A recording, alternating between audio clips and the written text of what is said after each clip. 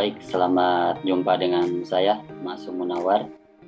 Di sini saya akan menjelaskan tentang manajemen risiko. Ada beberapa yang akan saya sampaikan pada kesempatan ini. Yang pertama adalah berkaitan dengan definisi risiko sesuai dengan ISO 31000/2018. Kemudian prinsip-prinsip daripada manajemen risiko,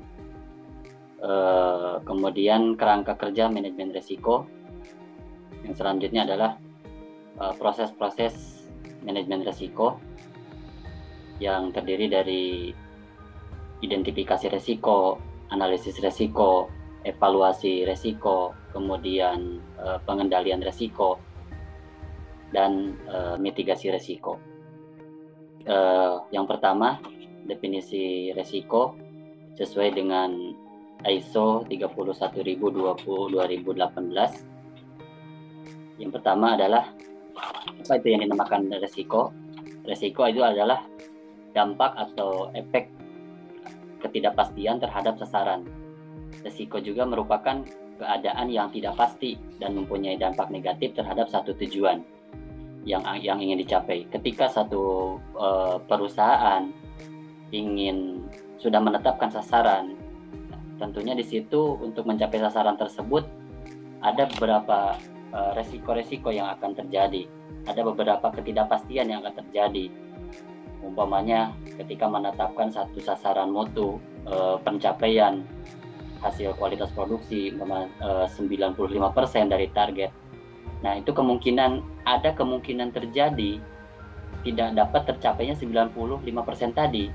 Nah, ketidakpastian tersebut bisa dinamakan dengan risiko.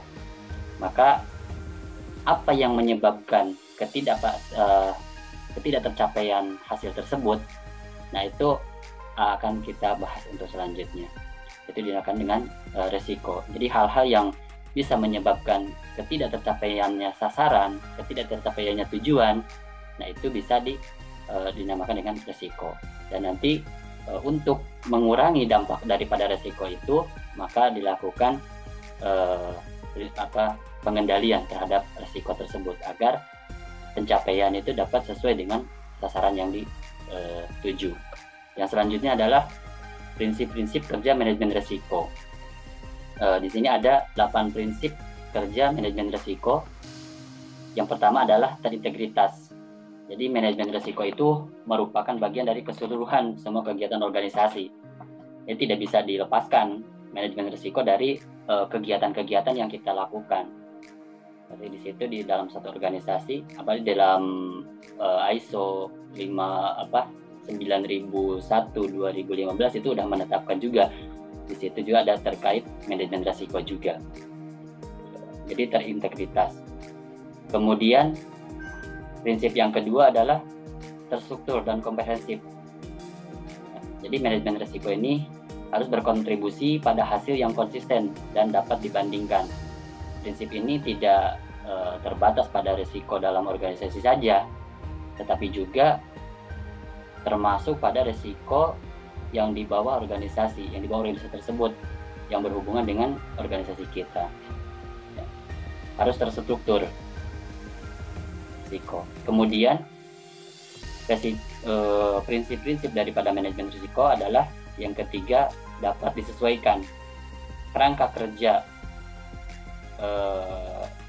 kerja dan proses manajemen risiko itu dapat disesuaikan sesuai dengan proporsi konteks eksternal dan internal organisasi terkait dengan tujuannya dan kebutuhan organisasi. Jadi manajemen risiko itu dapat disesuaikan dengan kebutuhan organisasi kita. Apa yang akan kita mitigasi, apa yang risiko-risiko yang terjadi di suatu organisasi atau suatu perusahaan atau suatu lembaga gitu bisa disesuaikan. Manajemen risikonya sesuai dengan kebutuhan kita selaku pengendali atau yang mengelola daripada manajemen risiko tersebut. Yang keempat, prinsip daripada manajemen risiko itu adalah inklusif. Jadi keterlibatan yang sesuai dan tepat waktu dari pemangku kepentingan, memungkinkan untuk pengetahuannya, pandangannya, persepsi mereka untuk menjadi bahan pertimbangan.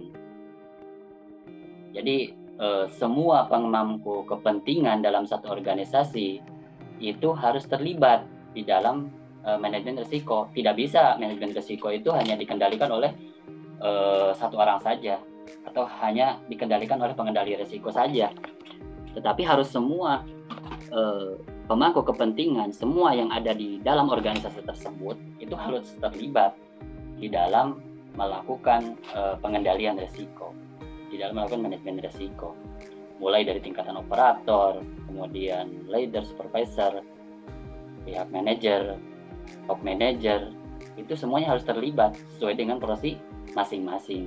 Kalau tidak ada keterlibatan daripada para pemangku kepentingan di dalam perusahaan tersebut, maka manajemen risiko tidak akan berjalan. Kemudian hasil yang dari proses ini menghasilkan peningkatan kesadaran dan manajemen risiko berinformasi. Jadi semua pemangku kepentingan mulai dari level bawah sampai level tertinggi itu harus sama-sama berkolaborasi, keterkaitan satu sama lain. Kemudian prinsip manajemen risiko yang kelima adalah dinamis. Risiko dapat muncul, dapat berubah, atau hilang seiring perubahan konsep eksternal dan internal organisasi. Jadi risiko itu tidak stagnan seperti itu. Kita sudah menetapkan risikonya ini, risikonya A gitu. Itu sampai 20 tahun, 30 tahun itu risikonya A terus, itu tidak bisa. Risiko itu dinamis sesuai dengan keadaan. Umpamanya kemarin kita resikonya sedikit karena ada gangguan eksternal, maka resikonya akan muncul. Maka manajemen resiko harus berubah sesuai dengan keadaan yang terjadi pada saat itu. Umpamanya sebelum kemunculan COVID-19 itu resiko terkait COVID belum ada. Ketika muncul, maka resiko-resiko yang ada itu harus dimuat di dalam manajemen risiko. Maka manajemen risiko itu dikatakan dengan sebagai dinamis, jadi berubah sesuai dengan kondisi eksternal atau internal suatu organisasi atau suatu perusahaan. Internal perusahaan, umpamanya ada perubahan di dalam satu proses, maka secara otomatis manajemen risiko pun akan ikut berubah. Kemudian yang keenam adalah prinsip manajemen risiko itu informasi terbaik yang tersedia. Artinya seluruh data untuk manajemen risiko harus didasarkan pada informasi sebelumnya dan informasi saat ini, juga harapan di masa depan. Jadi ketika kita akan menetapkan risiko, maka sebelum kita menetapkan risiko itu harus kita lihat dulu dari informasi-informasi sebelumnya. Informasi-informasi sebelumnya. Kemudian informasi saat ini, saat yang terjadi seperti apa gitu kan. Kemudian apa yang akan kita inginkan ke depannya, maka itu harus jelas ketika kita akan menetapkan manajemen risiko. Kemudian yang selanjutnya, yang ketujuh adalah faktor manusia dan budaya. Jadi perilaku dan budaya manusia secara signifikan itu sangat mempengaruhi aspek daripada manajemen risiko pada setiap tingkatan dan tahapan. Maka untuk agar manajemen risiko ini berbudaya di dalam sebuah organisasi, maka perlu dari kepemimpinan, dari pihak manajemen untuk menetapkan suatu kebijakan terkait manajemen risiko, baik itu dalam bentuk SOP-nya atau instruksi kerjanya. Yang terakhir adalah prinsip manajemen risiko itu adalah perbaikan berkelanjutan. Ini yang terakhir adalah perbaikan berkelanjutan. Manajemen risiko itu diperbaiki secara berkelanjutan, terus-menerus, berdasarkan pembelajaran dan pengalaman. Nah, jadi harus ada evaluasi daripada manajemen risiko. Kita sudah menetapkan nih manajemen risiko. Ya, risikonya umpamanya A, dia umpamanya dapat terjadinya atau peluang terjadinya seperti ini 3 kali umpamanya. Kemudian kita lakukan mitigasi. Kemudian dampaknya terhadap sasaran itu umpamanya mendapatkan poin nilai 6. Kemudian dilakukan mitigasi, dilakukan perbaikan terhadap resiko-resiko tersebut, dilakukan pengendalian, maka 2 bulan atau 6 bulan secara periode gitu harus dikoreksi apakah resiko yang sudah ditetapkan tadi itu masih memiliki nilai yang tinggi, memiliki nilai resiko yang tinggi, atau sudah berubah. Jika sudah berubah berarti harus dirubah manajemen resikonya, diperbaiki. Jika sudah berubah berarti manajemen resiko yang kita lakukan, mitigasi atau pengendalian resiko yang kita lakukan itu sudah tepat. Kalau malah bertambah, nah itu harus diulangi lagi itu bagaimana pengendalian manajemen risiko tersebut. Kemudian yang ketiga adalah kerangka kerja manajemen risiko. Tujuan daripada dibuatnya kerangka kerja daripada manajemen risiko itu adalah untuk membantu membantu dalam mengintegrasikan manajemen risiko ke seluruh aktivitas dan fungsi-fungsi yang ada di organisasi. Nah, kerangka kerja manajemen risiko ini yang terdiri dari kepemimpinan dan komitmen. Ini jelas. Jadi harus ada komitmen puncak atau top management terhadap pengendalian risiko. Kalau tidak ada komitmen dari top management, dari manajemen puncak, itu sulit untuk dilakukan pengendalian atau manajemen risiko. Kemudian harus terintegrasi. Jadi kerangka manajemen risiko ada, yang pertama adalah kepemimpinan komitmen, kemudian integrasi. Ya, integrasi ke seluruh departemen atau seluruh bagian yang ada di dalam organisasi tersebut. Kemudian desain daripada alat bantu untuk menjalankan manajemen risiko tersebut, dari formulir dan sebagainya. Ya. Kemudian implementasi, jelas ketika kita menetapkan suatu manajemen risiko, menetapkan sebuah prosedur risiko, instruksi kerja terkait manajemen risiko, maka ini harus diimplementasikan. Yang terakhir adalah dalam kerangka kerja manajemen risiko itu adalah evaluasi dan perbaikan. Ini jelas. Jadi ketika kita sudah menetapkan manajemen risiko, kemudian dimitigasi, ya, dilakukan perbaikan, dipantau, ya, kemudian dievaluasi apakah daripada yang telah kita lakukan terkait risiko tersebut atau sudah berturun atau masih tetap. Ketika malah umpamanya belum ada perubahan dari resikonya, maka ini harus dilakukan perbaikan. Maka itu penting dilakukannya evaluasi dan perbaikan terhadap manajemen risiko. Yang selanjutnya adalah dalam proses manajemen risiko itu ada beberapa bagian atau beberapa alur dalam melakukan proses manajemen risiko. Di proses manajemen risiko itu adalah mencakup penerapan yang sistematis dari kebijakan, prosedur, berbagai pendekatan untuk menjalin komunikasi dan konsultasi, kemudian membangun konteks dan menilai resiko, memberikan perlakuan terhadap resiko, memantau, meninjau ulang. Nah, itu beberapa proses yang harus dilakukan dalam manajemen resiko. Yang pertama,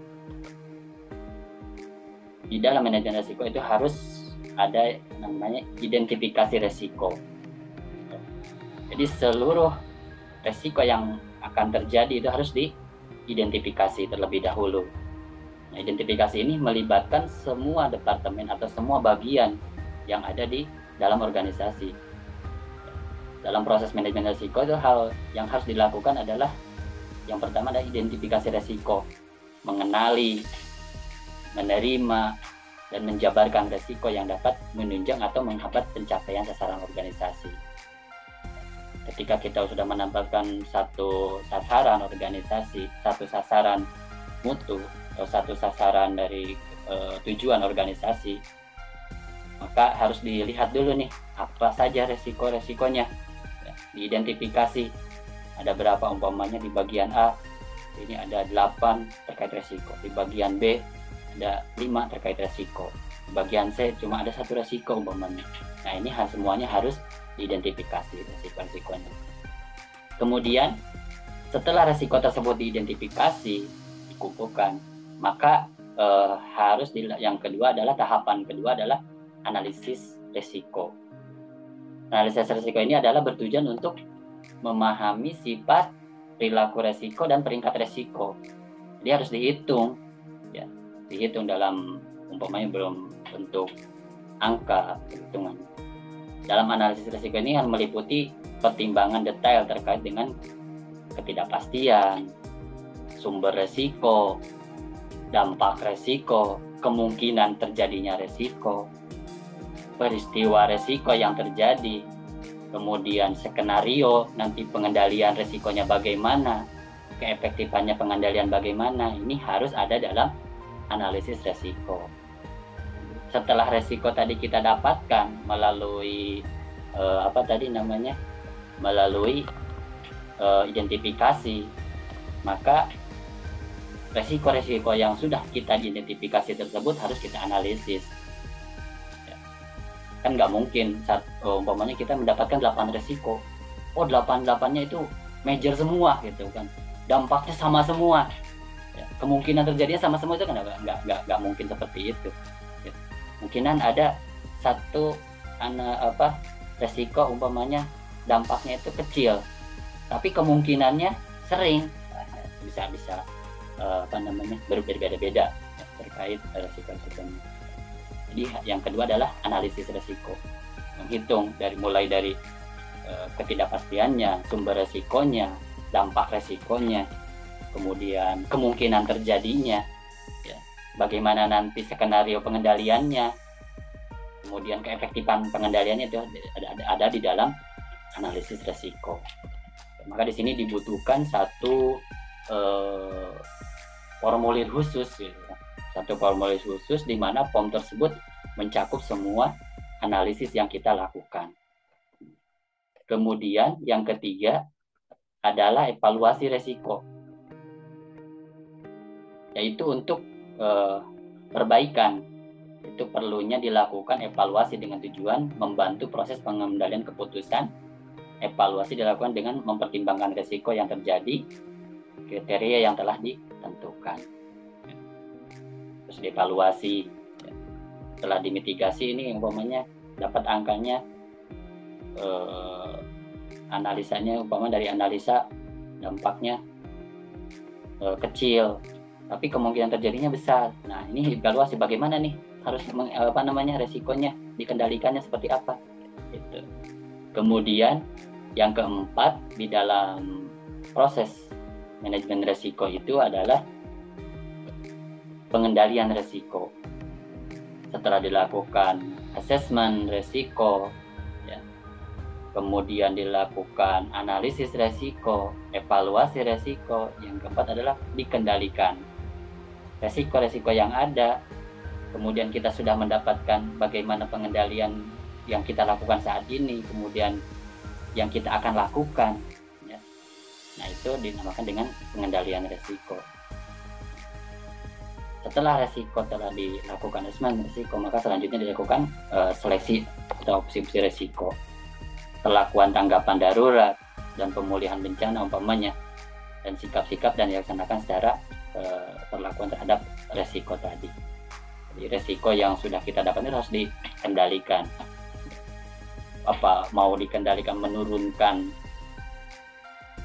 terjadinya, ya, atau menurunkan dampaknya, ya, atau juga bisa mengurangi kemungkinan terjadinya, atau menghilangkan sumber resikonya kalau bisa, atau menggantikan atau mensubstitusi daripada resikonya, mengalihkan resikonya, bisa jadi di dalam pengendalian resiko. Kemudian yang terakhir adalah mitigasi resiko, adalah bagian daripada manajemen resiko yang digunakan untuk memastikan bahwa seluruh tahapan proses di dalam fungsi manajemen risiko itu sudah berjalan dengan baik. Dilakukan mitigasi risiko. Tujuan daripada pemantauan, dari tujuan menjamin dan memperbaiki kualitas, keefektifan, dan rencana pelaksanaan proses manajemen risiko. Maka implementasi dan hasil akhir yang diharapkan. Jadi yang terakhir harus dilakukan mitigasi risiko. Setelah risiko tadi dikendalikan, kemudian kita ulang lagi nih, bagaimana keadaan risiko yang sekarang, apakah sudah menurun ya? Kalau umpama sudah menurun ya berarti manajemen risiko yang kita lakukan sudah tepat gitu. Tetapi umpamanya risikonya masih tetap atau bahkan malah naik gitu kan, atau malah naik risikonya, maka ini harus dilakukan asesmen ulang, harus dilakukan evaluasi ulang, harus dilakukan dilakukan analisis ulang terhadap risiko tadi. Kenapa ini kok bisa naik?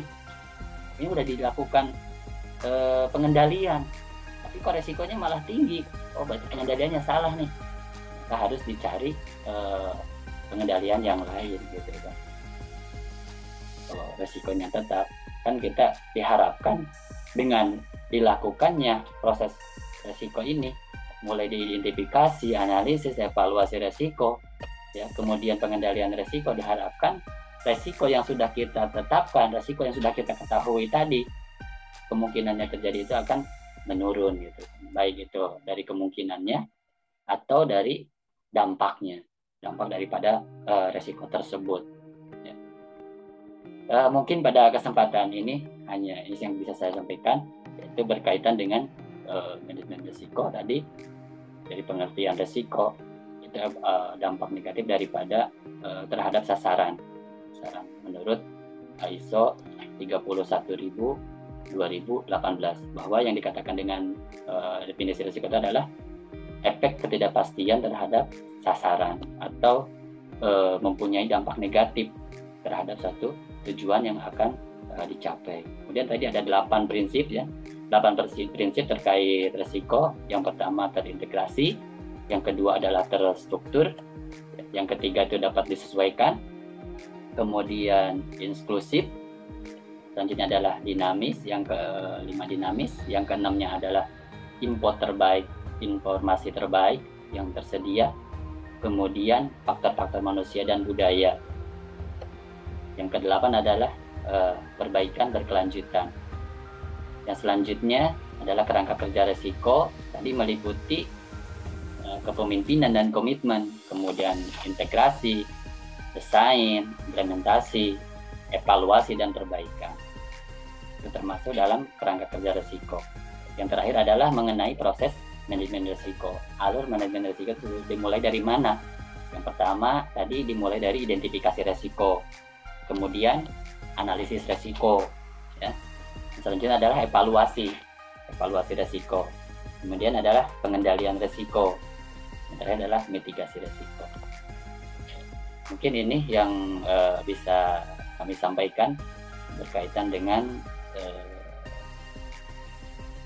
manajemen risiko yang disesuaikan dengan ISO 31000/2018. Sekian dan terima kasih.